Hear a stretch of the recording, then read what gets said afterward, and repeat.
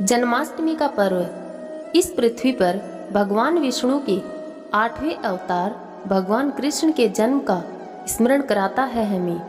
जन्म का अर्थ है जन्म और अष्टमी का अर्थ है 8वां।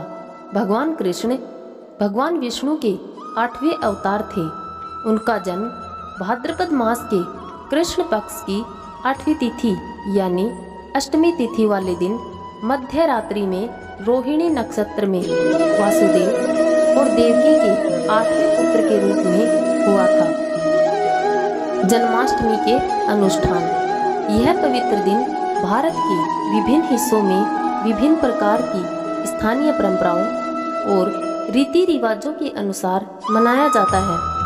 जन्माष्टमी मनाने वाले लोग इस दिन आधी रात तक उपवास रखते हैं, क्योंकि भगवान कृष्ण का जन्म आधी रात में ही हुआ था।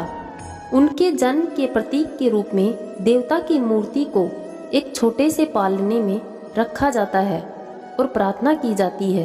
इस दिन भजन और भगवत गीता का पाठ किया जाता है। इस दिन महाराष्ट्र में दही हांडी का आयोजन और क्षेत्रीय स्तर पर किया जाता है।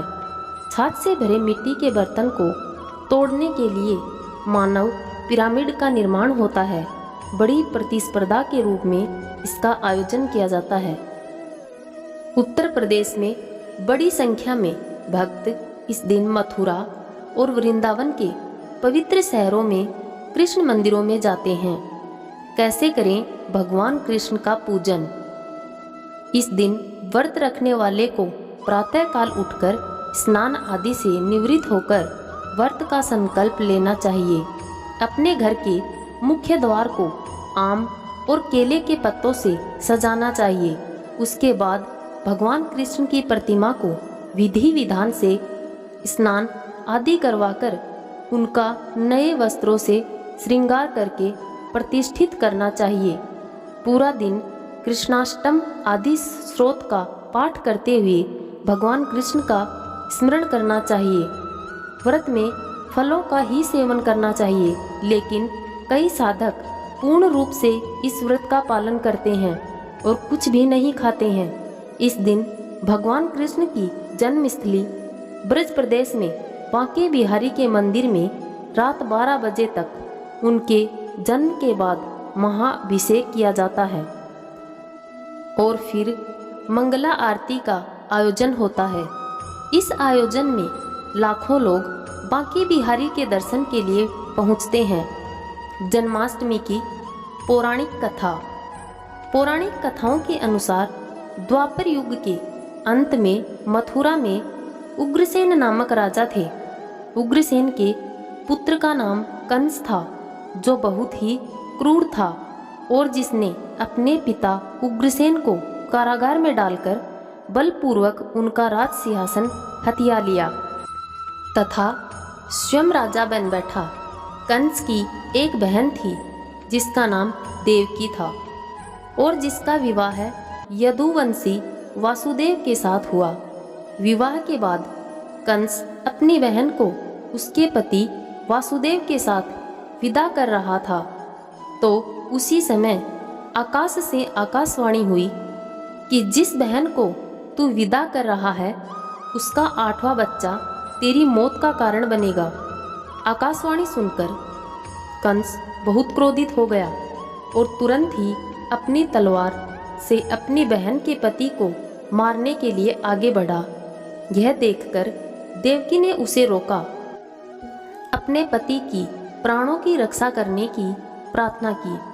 देवकी ने अपने भाई कंस को कहा कि अगर तुम्हें लगता है कि मेरा 8वां बच्चा तुम्हारी मृत्यु का कारण बनेगा, तो तुम्हें आज मैं आश्वस्त करना चाहती हूँ कि मेरा जो भी बच्चा होगा मैं उसे तुम्हारे पास पहुँचा दूंगी।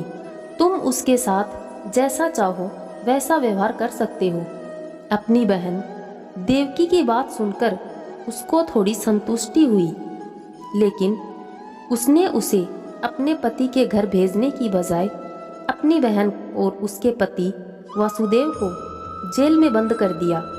समय बीतने के साथ साथ देवकी के जितने भी बच्चे हुए उन सभी 7 बच्चों को कंस के सामने भेजा जाता और कंस उन्हें निर्ममता पूर्वक जमीन पर पटक कर मार डालता। कंस को जब ये पता चला कि उसकी बहन देवकी का 8वां बालक आने वाला है, तो उसने बहन और बहनोई को जेल में बहुत कड़े पहरे के साथ बंद कर दिया और सभी द्वारों पर ताले लगा दिए। भादों के कृष्ण पक्ष की अष्टमी तिथि में रोहिणी नक्षत्र में भगवान श्री कृष्ण ने वहाँ जन्म लिया। चारों ओर घना अंधकार था और बाहर मूसलाधार बारिश हो रही थी। जन्म से पहले ही भगवान कृष्ण वहाँ प्रकट हुए और अपना विराट स्वरूप दिखाकर देवकी और वासुदेव को दिलासा देते हुए बोले कि मैं तुम्हारा बालक बनकर तुम्हारे गर्भ से जन्म लूँगा। मेरे जन्म के बाद तुम मुझे तत्काल गोकुल में नंद जी के यहाँ पहुँचा देना और उनके यहाँ एक कन्या योग माया जन्म ले रही है। तुम उसको उठाकर कंस को सौंप देना और मुझे वहाँ पर रख देना। कुछ देर बाद भगवान कृष्ण का जन्म हुआ और उसके पिता वसुदेव नवजात शिशु को छाछ में रखकर गोकुल की तरफ बढ़ चले। भगवान कृष्ण की माया के कारण जेल के सभी ताले स्वयं खुल गए और जेल के प्रहरी गहरी नींद में सो गए। वसुदेव गोकुल में नंद जी के घर पहुँचे। वहाँ भी सभी लोग सो रहे थे और दरवाजे खुले हुए थे। उन्होंने नंद की बगल से कन्या को लेकर चुपचाप मथुरा के कारावास में वापस पहुँच गए।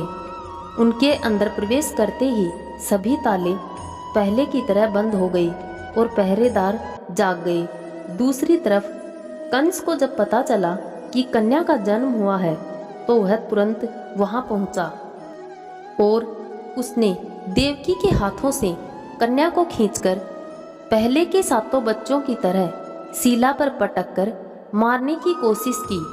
तभी उसके हाथ से छुटकर योग माया आकाश में उड़ गई और आकाशवाणी हुई कि तेरा शत्रु तो अभी भी जीवित है कंस, और गोकुल में पल रहा है। यह जानने के बाद कंस ने अपने राक्षसों को शिशु कृष्ण को मारने के लिए भेजा, लेकिन श्री कृष्ण ने अपने योगमाया से उन सब राक्षसों को एक एक करके मार दिया। अंत में एक दिन कंस को भी मारकर अपने नाना उग्रसेन को पुनः राजगद्दी पर बिठाया और अपने माता पिता को कारागार से मुक्त करवाया।